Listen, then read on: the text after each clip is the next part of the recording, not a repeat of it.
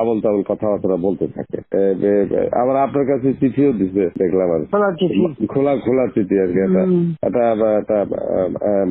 এটা খারাপ আর কি, একটা ইয়ে আর কি। না, খুব উপদেশটা বানাও, আমি এক নজর পড়ে ফেলাই দিচ্ছি। আমার উপদেশটা লাগবে না, এই দেশটা আমার বাপের, আমার বাপ স্বাধীন করে দিয়ে গেছে। আমি জানি এই দেশ আমি চিনি। আমি বাংলাদেশের বসে বসে কথা বলার সুদ করে আবার আমার উপদেশটা বানাতে চোর একটা।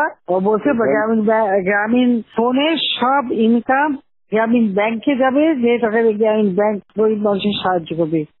আর এই কথা করে আমার কাছে ওই গ্রামীণ ফোনের ব্যবসা দিয়ে ইউজ একটা টাকা পর্যন্ত গ্রামীণ ব্যাংকে দেয় নাই। আমি 400 কোটি টাকা গ্রামীণ ব্যাংকে দিচ্ছি, 400 কোটি টাকা। ওটা তার অন্যান্য প্রতিষ্ঠানে লাগাচ্ছি আর কি।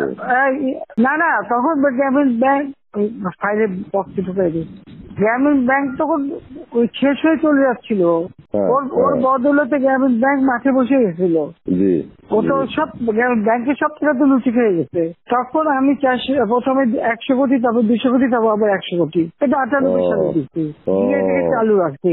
তখন এই গ্রামীণ ফোনের ব্যবসা ছিল। এই ব্যবসাটার থেকে যে লাভটা হবে সেই টাকাটা চলে যাবে গ্রামীণ ব্যাংকে, রেগুলার গ্রামীণ ব্যাংকে একটা সোশ্যাল ইনকাম থাকবে।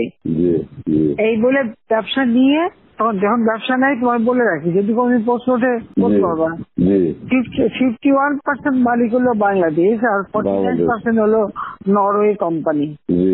আর এখন যে দেখো সব সে ব্যবসা নরওয়ে কোম্পানির কাছে, তার নিজের কাছে বোধহয় 10% বা 15% মতন হয়তো থাকতে পারে, সমস্ত সে বেঁচে খেয়েছে।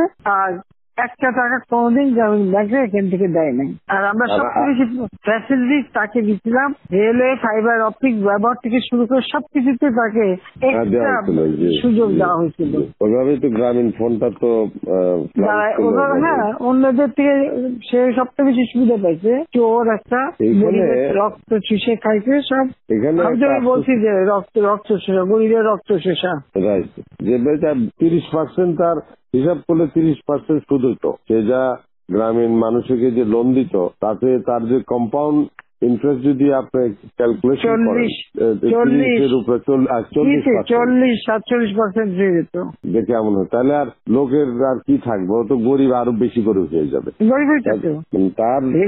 হিলারি ক্লিন্টনে, তোমরা তো ইতিহাস জানো না, হিলারি ক্লিন্টনে নিয়ে গেছিল যশোরে, তার হাত দিয়ে গ্রামীণ ব্যাংকে ঋণ দেওয়ালো।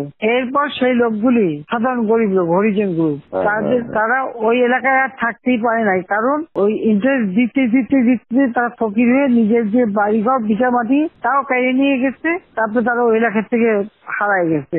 দেন আমি খুঁজছি একজনের পাশে খাগড়াছড়ি, সেখানে যে এসে কাজ করে খায়, আর একজন বোধহয় নীলফামারী নদী আসবে কোথায়, যে এরা ওই পরিবার সদস্য ওই এলাকা থেকেই হারাই গেছে।